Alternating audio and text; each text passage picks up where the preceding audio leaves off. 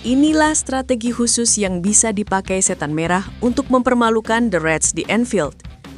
Liverpool tengah terluka, namun Manchester United tetap harus tampil sempurna jika ingin membawa pulang hasil positif dari Anfield akhir pekan ini, Minggu 9/10/2025. Meski berstatus juara bertahan Premier League, The Reds sedang dalam periode sulit setelah dipaksa menelan 3 kekalahan beruntun di semua kompetisi. Kekalahan terbaru mereka datang dari Chelsea lewat gol telat Estevao yang membuat pasukan Arne Slot pulang tanpa poin dari Stamford Bridge.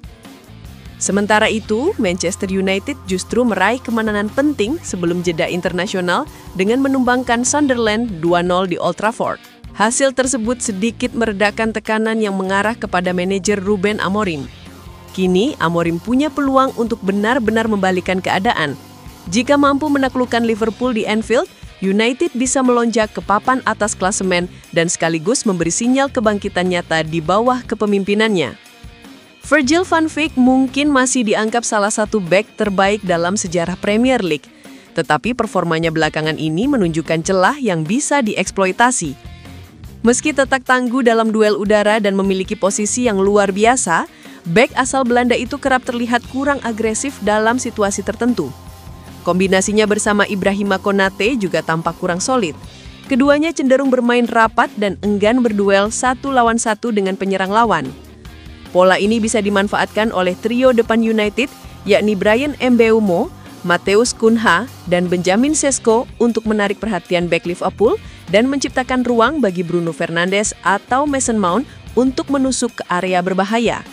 Momen serupa terlihat saat Moises Caicedo mencetak gol jarak jauh ke gawang Liverpool ketika Virgil van Dijk dan Konate sama-sama terlambat menutup ruang tembak. Situasi seperti itu harus bisa dimanfaatkan oleh lini tengah United. Pertarungan di lini tengah bakal menjadi penentu. Liverpool masih memiliki salah satu komposisi gelandang terbaik di Eropa. Namun United bisa menandingi jika Kobbie Mainoo tampil sejak awal. Mainoo dikenal mampu memecah garis pertahanan lewat umpan vertikalnya yang sangat penting untuk memulai serangan cepat setelah merebut bola. Kehadirannya juga bisa meringankan beban Bruno Fernandes yang kerap terlalu sering turun menjemput bola. Fernandes memang pemain yang aktif dan penuh energi, tetapi terkadang mobilitasnya justru meninggalkan ruang kosong di lini tengah. Amorim kemungkinan akan menginstruksikan sistem man marking agar setiap pemain bertahan di posisinya, menjaga keseimbangan antara serangan dan pertahanan. Amorim juga bisa meniru pendekatan pragmatis ala Oliver Glasner di Crystal Palace. Pelatih asal Austria itu sukses membawa Palace mengalahkan Liverpool 2-1 pada September lalu dengan formasi 3-4-3 yang efisien. Glasner menggunakan strategi mid-block yang menekan di area tengah lapangan tanpa terlalu tinggi untuk menjaga keseimbangan dan meminimalkan resiko serangan balik. Gaya ini bisa menjadi solusi bagi United yang kerap kewalahan ketika kehilangan bola di area lawan. Dengan menurunkan garis pertahanan sedikit lebih dalam dan sesekali beralih ke formasi 5 back, United bisa lebih stabil ketika menghadapi tekanan The Reds. Jika mampu mencuri bola di area sayap, peluang serangan balik cepat terbuka lebar, terutama dengan kecepatan para penyerang mereka. Sementara itu, Liverpool juga menghadapi masalah di lini depan. Muhammad Salah belum menunjukkan performa terbaiknya musim ini, hanya mencetak 2 gol dalam 7 laga Premier League. Absensinya Trent Alexander-Arnold yang hijrah ke Real Madrid menjadi salah satu penyebab utama. Kombinasi keduanya dulu sering mematikan, dengan Alexander-Arnold memberikan umpan-umpan panjang yang akurat untuk memanfaatkan lari Salah di belakang pertahanan. Kini dengan Jeremy Frimpong di sisi kanan, pola itu belum kembali. Salah lebih sering melebar dan kehilangan efektivitasnya di depan gawang. Selain itu, kehadiran 2 striker baru, Alexander Isak dan Hugo Ekitike, membuat ruang geraknya semakin sempit, karena keduanya lebih sering berada di area yang biasa diisi oleh bintang asal Mesir itu.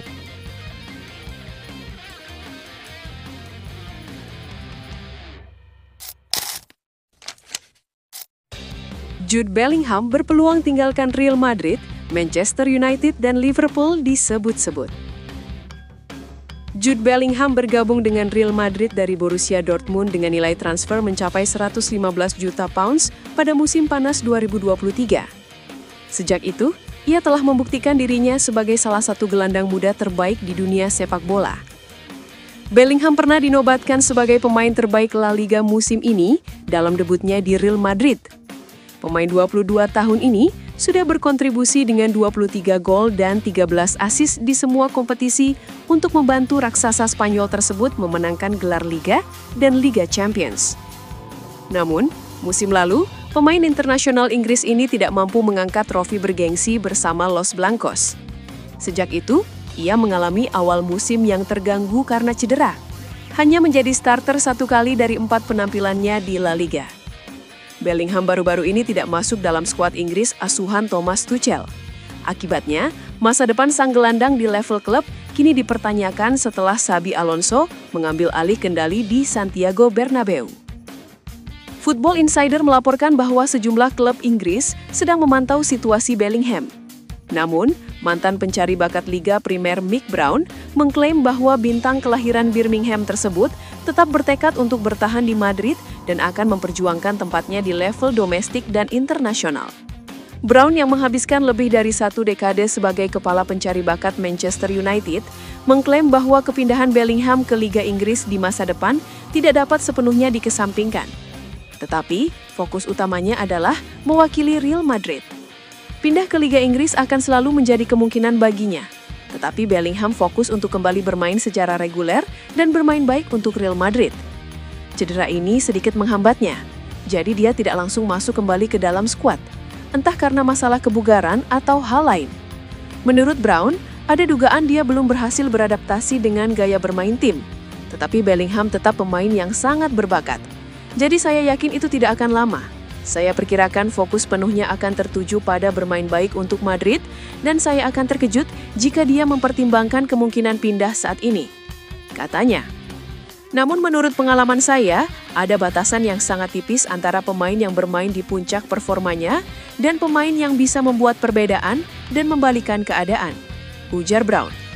Brown menilai performa Bellingham tidak akan menurun secara tiba-tiba. Tetapi, jika dia tidak menjadi starter reguler untuk Real Madrid dan sekarang tersisih dari skuad Inggris, itu mungkin akan berdampak. Dari semua aspek, dia memiliki mentalitas yang sangat baik dan itulah yang seharusnya menginspirasi dia untuk meningkatkan performanya alih-alih menjatuhkannya. Tetapi akan menarik untuk melihat bagaimana reaksinya terhadap apa yang terjadi setelah jeda ini.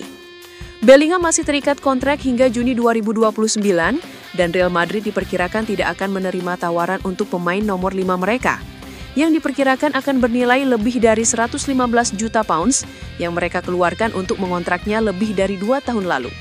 Manchester United, Liverpool, dan Manchester City pernah dikaitkan dengan Bellingham sebelumnya, tetapi saat ini ia diyakini tidak berada di posisi teratas dalam daftar target mereka karena mereka menyadari bahwa Real Madrid tidak tertarik untuk menjual gelandang tersebut dalam waktu dekat.